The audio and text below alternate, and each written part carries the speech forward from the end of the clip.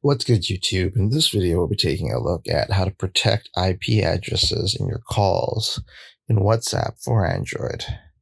If you like this kind of content or find this kind of content helpful, leave a message down below. Don't forget to subscribe, and thanks for watching. So if you want to protect your IP address on calls on WhatsApp, thankfully, there's a quick setting to do so. The first thing that you want to do is actually jump into your WhatsApp settings. From your WhatsApp settings, you want to scroll down and you want to look for privacy, and then you want to hit privacy.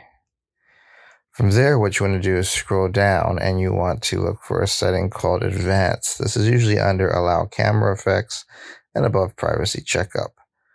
And then from there, what you want to do is look for protect IP addresses and calls. To make it harder for people to infer your location, calls on this device will be securely relayed through WhatsApp servers, and this will also reduce call quality.